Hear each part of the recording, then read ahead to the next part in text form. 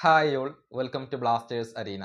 അടുത്ത സീസണിലെ ISLന്റെ കാര്യത്തിൽ ഇപ്പോഴും പ്രതിസന്ധി തുടരുകയാണ്.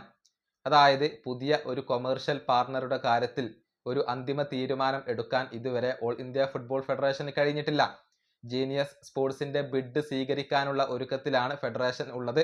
എന്നാൽ ക്ലബ്ബുകൾ വിലങ്ങുതടിയായിട്ടുണ്ട്. അവർക്ക് ഇതിനോട് എതിർപ്പുണ്ട്. പുതിയ ഒരു മോഡലൊക്കെ ക്ലബ്ബുകൾ കഴിഞ്ഞ ദിവസം ഫെഡറേഷന് മുന്നിൽ അവതരിപ്പിക്കുകയും ചെയ്തിരുന്നു. ഏതായാലും ഡ്യൂറന്റ് കപ്പുമായി ബന്ധപ്പെട്ട ഒരു അപ്ഡേറ്റ് ഇപ്പോൾ പുറത്തേക്ക് വന്നിട്ടുണ്ട്. ആശിഷ് നേഗിയാണ് ഇക്കാര്യം റിപ്പോർട്ട് ചെയ്തിട്ടുള്ളത്. അതായത് ഡ്യൂറന്റ് കപ്പിന്റെ ഓർഗനൈസേഴ്സ് ISL ക്ലബ്ബുകളുമായി ചർച്ചകൾ ആരംഭിച്ചിട്ടുണ്ട്.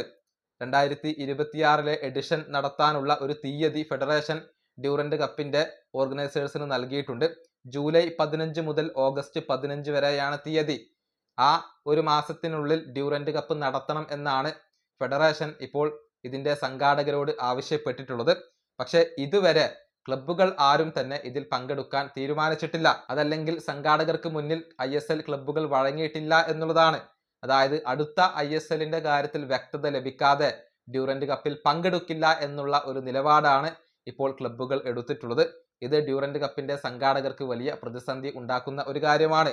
ക്ലബ്ബുകളുടെ ഒരു ക്ലാരിറ്റി അല്ലെങ്കിൽ പങ്കെടുക്കും എന്ന ഒരു ഉറപ്പ് ലഭിച്ചാൽ മാത്രമാണ് അവർക്ക് മുന്നോട്ട് പോവാൻ സാധിക്കുകയുള്ളൂ. എന്നാൽ ഇതുവരെ ക്ലബ്ബുകൾ വഴങ്ങിയിട്ടില്ല. ഏതായാലും ഇത് ഡ്യൂറന്റ് കപ്പിന്റെ സംഘാടകർക്ക് വലിയ തലവേദന സൃഷ്ടിക്കുന്ന ഒരു കാര്യമാണ്.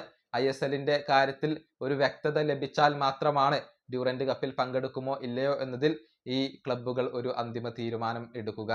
ഈ വീഡിയോ അവസാനിപ്പിക്കുന്നു. അടുത്തൊരു വീണ്ടും കാണാം.